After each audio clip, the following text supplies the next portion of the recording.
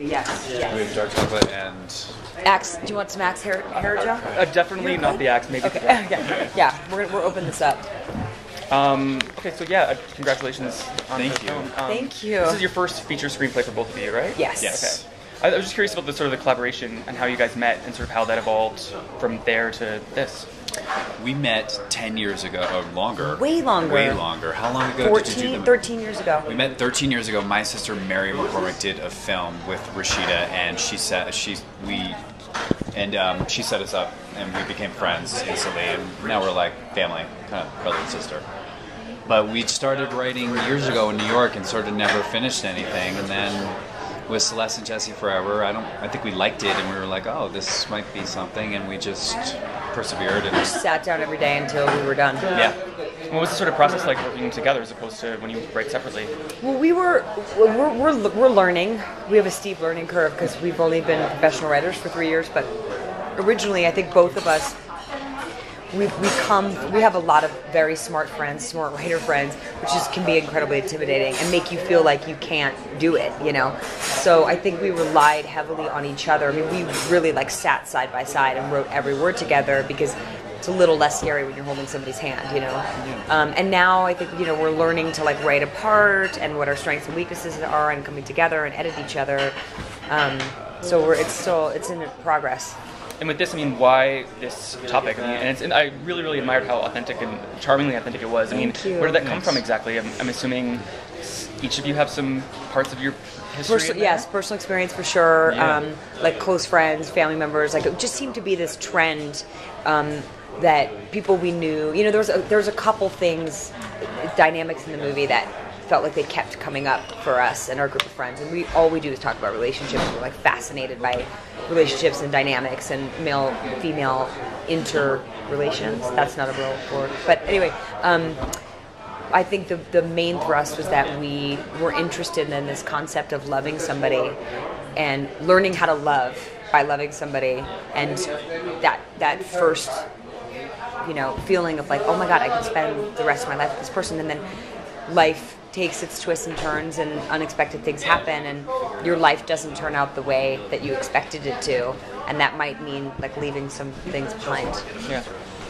And I mean, in terms of the fact that you both acted in the film, clearly, I mean, was that always something you wanted to do from the get-go, and what was it like acting your own words? It was fun. Yeah, it was fun. Yeah, it was really fun. I mean, the scenes that Rashida and I were in together were pretty easy for us because we were so familiar with the script and we're so familiar with each other that it felt not nerve-wracking. It felt just fun and exciting.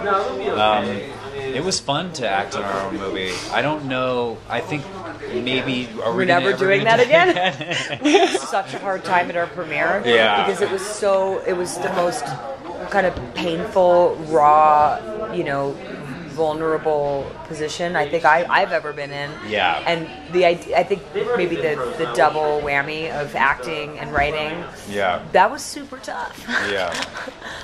What made you more self-conscious, the acting or the writing? The writing. Okay. Because you can't blame anybody. Yeah. Usually, the editing's weird. They have they took out so much of my character, and now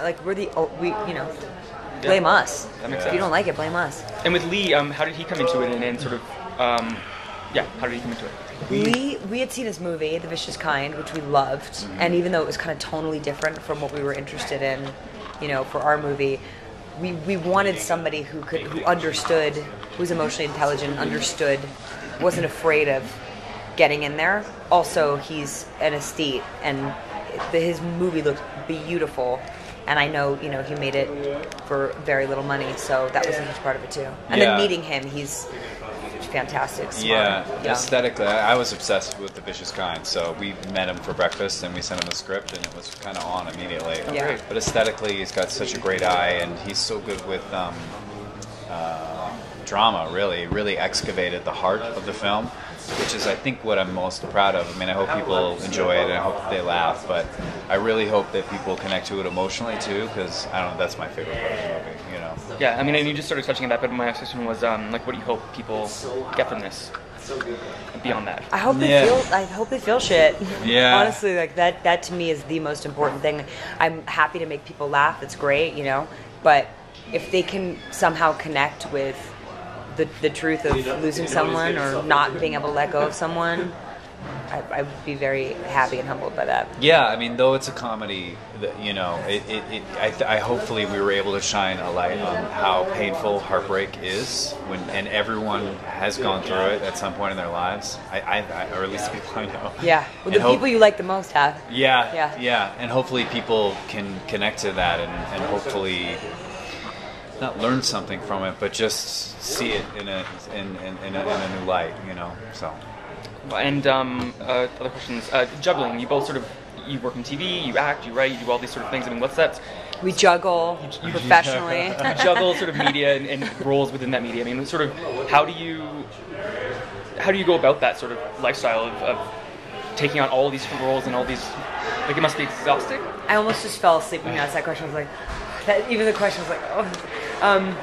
It's tough. Not your question. Just no, not your question. Just thinking about I know. what it elicited in me. It's tough.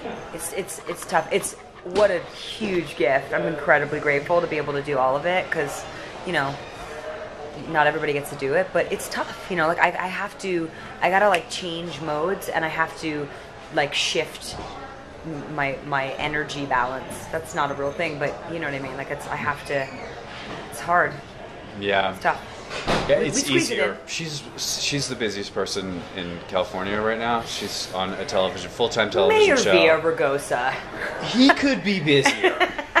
Okay? Have you seen my neighborhood? She's been really, really busy, so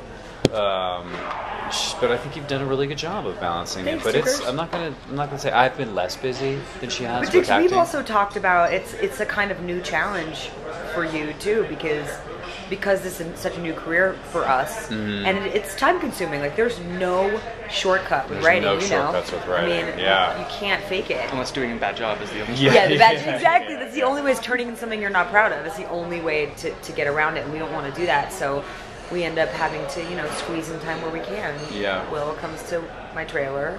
Yep. And sets up shop in my trailer, or we'll meet for an hour if that's all we have, or we'll meet late night, or we'll burn the midnight oil. I'm moving a block away from Rashida, so in February, so it'll help.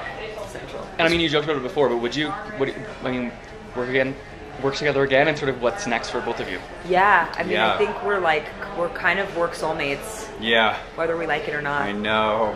Oh no, you're so depressed. No, I know, it's crazy. Yeah, it's crazy. It's crazy.